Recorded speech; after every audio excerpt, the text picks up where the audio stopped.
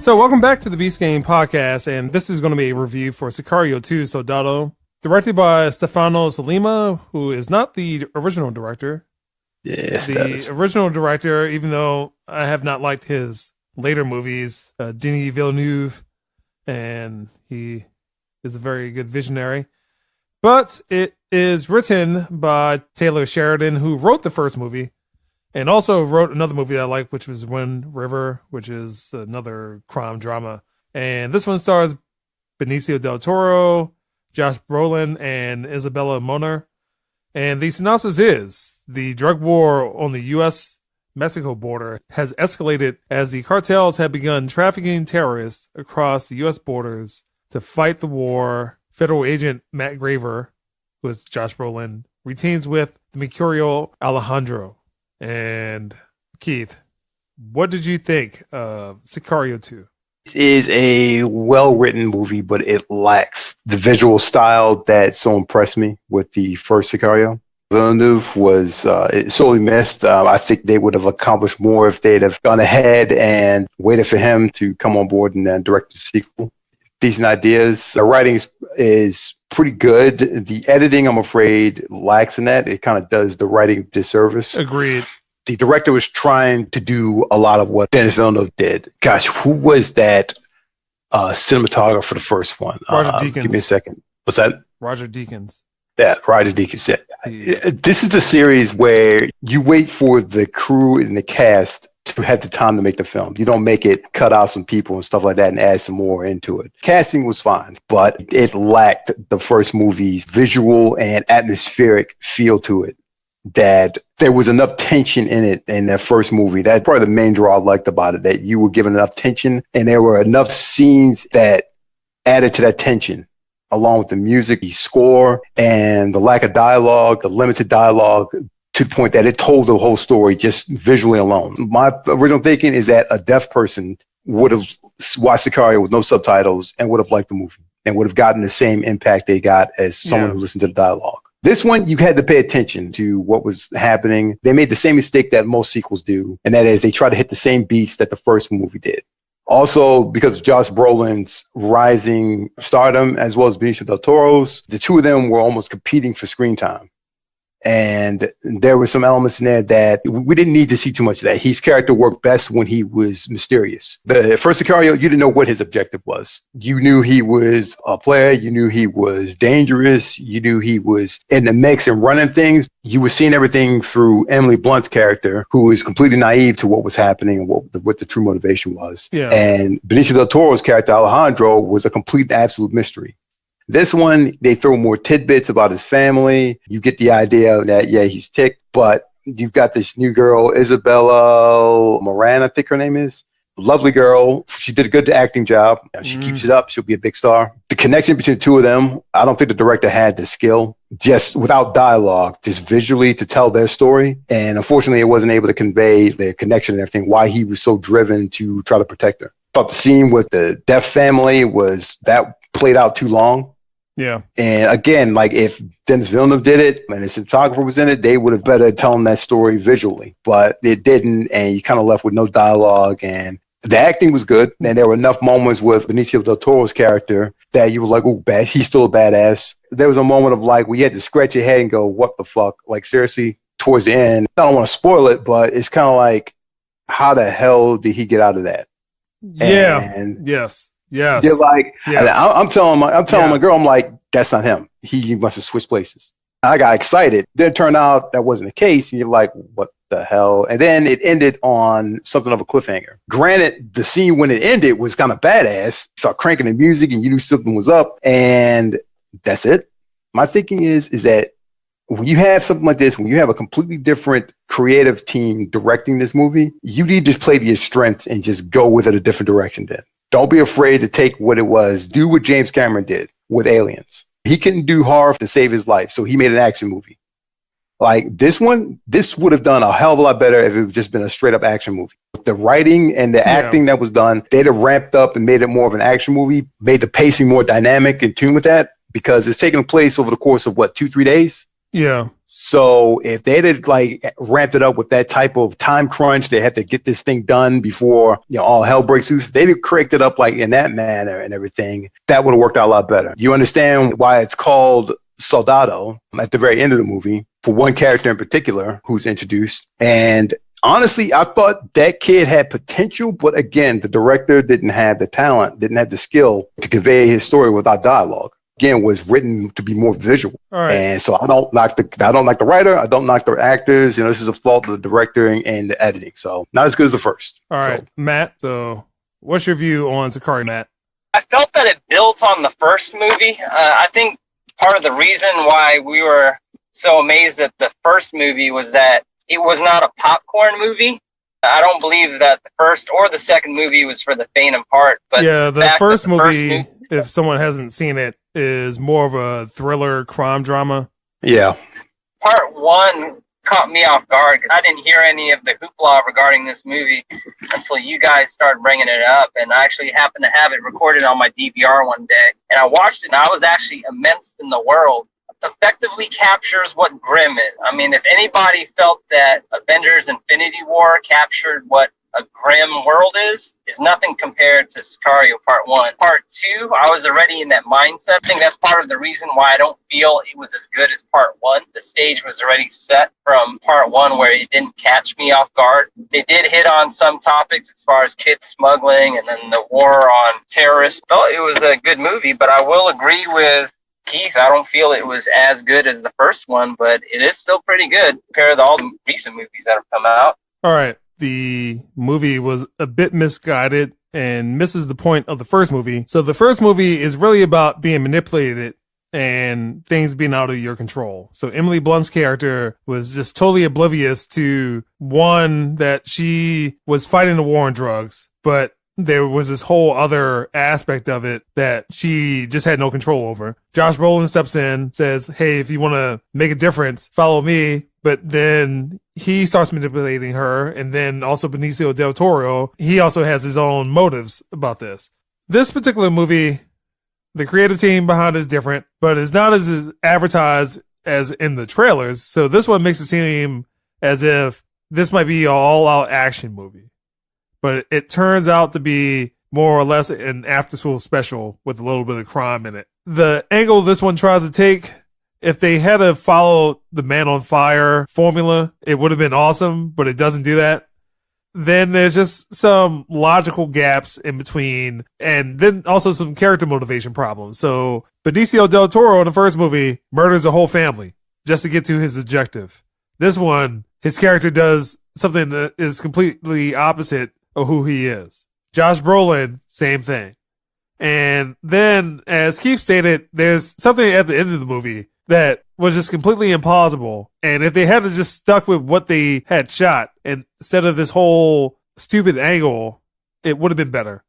Whole thing with this movie, and also compared to the first movie, that there's technically two storylines.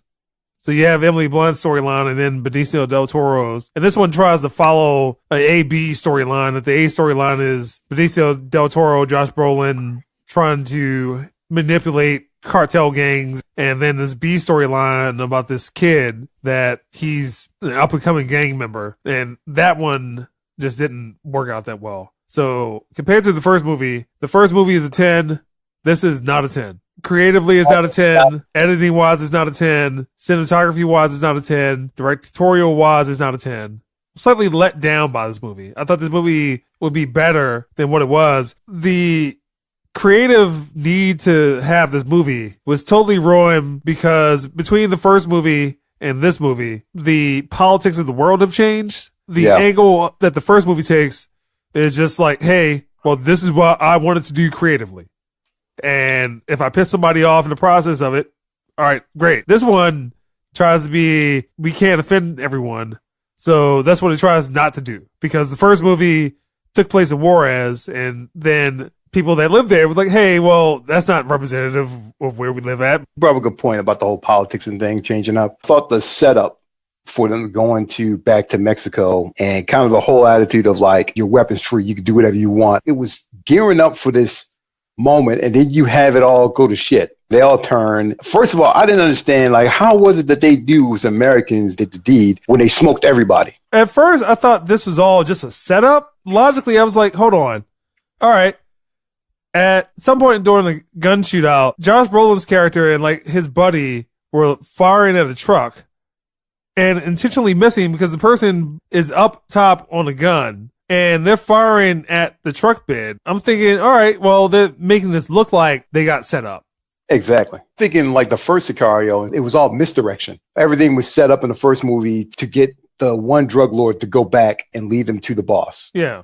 And that was so waterboarded somebody, like just all exactly. That. And then Benicio smokes his whole family and then kills them. I'm like, yeah, gangster. That was his boss move. That was a perfect capper to a 10 movie, a perfect movie. This one is, I'm seeing the setup and I'm like, all right, here we go. And what's going on? It's like everything started going off the rails. These guys were not this inept. Even when Emily Blunt's character was fucking them up in the first movie, they still made the moves and made it work. Then you got this kid throwing a monkey wrench and everything. And you're like, what the fuck just happened? Alejandro's mission is to get to this guy, Carlos Reyes, because he's the one who ordered the death of his family. So, you kind of see in the movie that he needs Josh Brolin's character and his resources to get that. So he's willing to do whatever it takes to get to his objective. Vice versa, Josh Brolin's willing to use Benicio's character because he's remorseless. Not only that, he can leave him as a scapegoat. That's the guy who actually did all the killings and stuff, so he's free and clear. So it made perfect sense, like when you're watching the movie, you're like, all right, let's play it on. Let that play out. But instead, they flip the script and it's like, he's got feelings for him and they turn out to be buddies and shit. No. This dude just smoked 2 innocent kids and a woman. Yeah, and this in front of a man to kill him. And that, just like you said, you didn't think he would go that far. It's like he did not forgive them. No matter what happened, like he was going to get his revenge, and that was going to be it. So clearly he's a villain. He's not a good guy. We're all sympathetic to him because he's Benicio del Toro and he played the character well. You've got feelings for him. You want him to succeed, but at the same time, he's going to do some real fuck shit to get to that point. He kind of let down. What? She goes to witness protection. I'm like, what? Like, that's not what you would do. You wouldn't do that. It's like, she's going to witness protection. I'm going to do that for him. No. The thing he would have done that if he wanted to help his boy out or to remember his friend and stuff like that would be to take the helicopters up north, bomb the shit out of that dude, Carlos Reyes. Fuck it. I'm kind of thinking that's what it was going to go to. They were just going to be like, screw it. We'll do what we want to do. And they just all march up there and just wage war against the cartel and stuff. That's the movie right there. Didn't play out. I get the sense, Barry, you didn't like that kid that was a soldier. I didn't like the B storyline. No, I did not.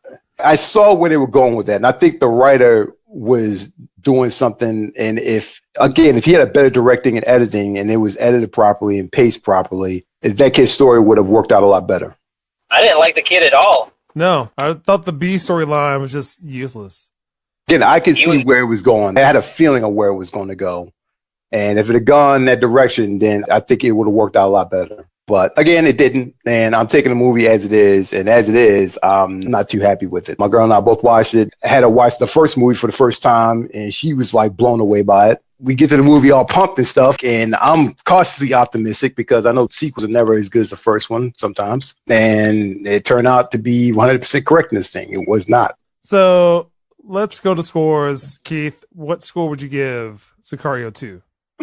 Well, you know my rule. Movies I watch again get a 5. Anything I won't watch again is under a 5. So I don't think I can watch this movie again. So I'll give it a 4.5 for the acting alone. That's about it. And I'm grading it against the first movie. Yeah. And that's the bane of the sequels. And the first movie was a 10.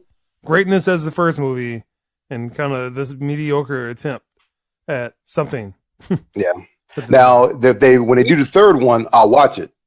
So that's why I get it a 4.5. But yeah, no, not this one. This is a misstep. There's a scene that is completely fucking unbelievable. All right, Matt, what score would you give Sicario 2? I would give it an 8.0. I felt it was a solid movie. Not anywhere as close as great as the first movie, but it still attempted to maintain the gloominess of the first movie while introducing new elements outside of the safe area that it had for part one. So I felt it was solid, not as great as the first, but definitely not as bad as what Keith felt it was. But It was entertaining. Well, Matt, I'm going to have to side with Keith, and I'm going to give this a 5.5. I love that first movie. Again, there's not too many movies that I would give a 10 to. First movie was awesome. That movie, remember when Keith and I went to go see that movie?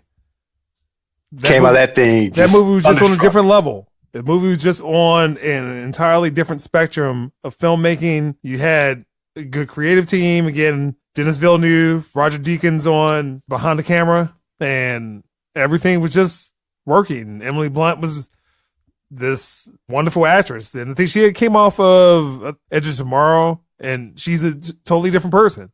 Daniel Kaluuya, he was in that movie, totally different person from Get Out. Totally different person. And then you have Josh Brolin, who plays a lot of those roles sometimes, but he did a great job. And then Benicio del Toro, and just the way his character was written, where he was just this mysterious character that just got stuff done. He's the hired gun. The setting, the tone of it, the pacing, everything just worked out. And this one, it tries to apologize too much for maybe people getting pissed off at the first movie. And I don't see why. I don't know why anyone was pissed off about that first movie. And like I said, if it takes the track that Man on Fire took, this is just this unrelentless person that will kill anybody. Like, even if you're going to take that way that this movie decided to go, Man on Fire should be that template for that movie. Yeah, so 5.5 is half of what the first movie should have been. I was just thinking that you guys would have scored a little bit higher, but okay. That first movie, when I saw it, the moments when it was just like a scene, nearly a 30-second scene of a desert, and it was just cranking that music, and it was just slow pacing what's going on. I'm like, they're going in there. I didn't sit there and wonder what the hell was going on. Completely enraptured by it. I was stuck. I was glued to my seat, just staring at the movie, just listening, absorbing everything about it. Every time Benicio del Toro, apparently, he cut most of his line out of that movie, because he felt that the character shouldn't speak that much, and his actions, and you would just intuit what his motivations were. You didn't know what he was going to do when he got in that police car at the end. You didn't know what he was going to do. You knew someone was going to die, but you didn't know the level of the shit he was going to unleash on them. And unfortunately, they couldn't capture it. They couldn't redo it. And my thing is that you couldn't capture it. You do something completely different. You flip the script, go straight action movie. All right, that's Beast Game Podcast.